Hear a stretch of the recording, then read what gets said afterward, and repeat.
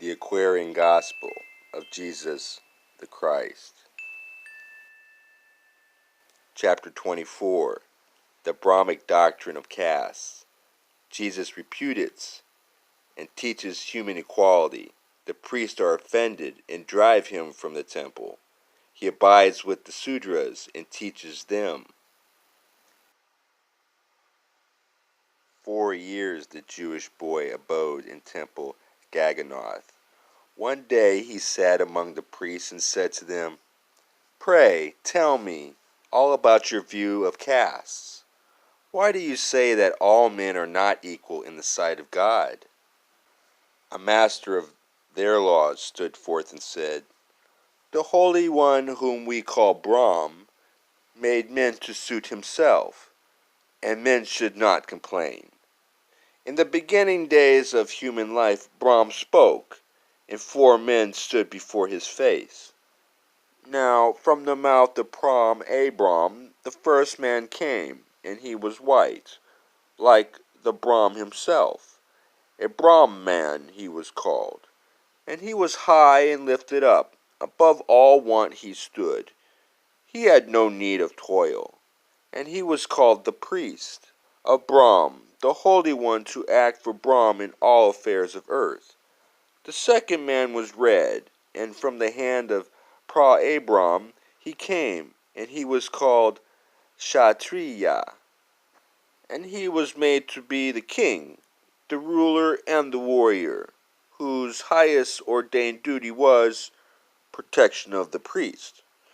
And from the inner parts of Pra-Abram the third man came, and he was called Vishya. He was a yellow man, and his it was to toil the soil, and keep the flocks and herds. And from the feet of Pra-Abram the fourth man came, and he was black, and he was called the Sudras, one of low estate. The Sudra is the servant of the race of men. He has no rights that others need respect. He may not hear the Vedas read, and it means death to him to look into the face of priest or king, and naught but death can free him from his state of servitude. And Jesus said, "Then Abram is not a God of justice and of right. For with his own strong hand he has exalted one and brought another low." And Jesus said no more to them, but looking up to heaven he said, "My Father God, who was, and is, and evermore shall be, holds within thy hands the scales of justice and of right, who in the boundlessness of love has made all men to equal be. The white, the black, the yellow, and the red can look up in thy face and say, 'Our Father God.' Thou Father of the human race, I praise thy name." And all the priests were angered by the words which Jesus spoke.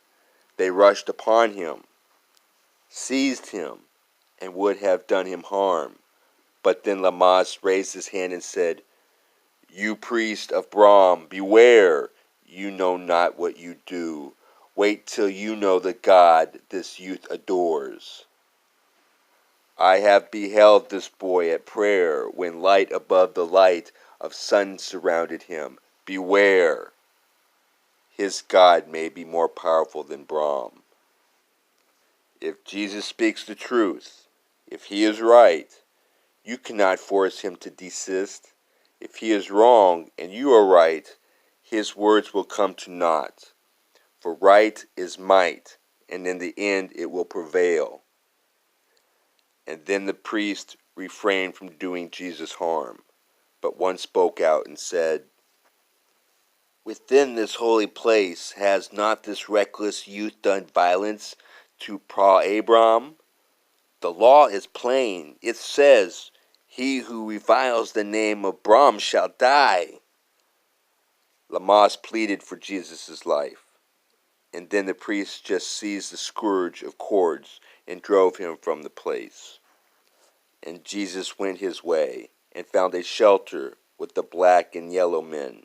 the servants, and the tillers of the soil. To them he first made known the gospel of equality.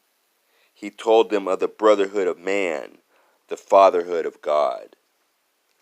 The common people heard him with delight and learned to pray, Our Father God, who art in heaven.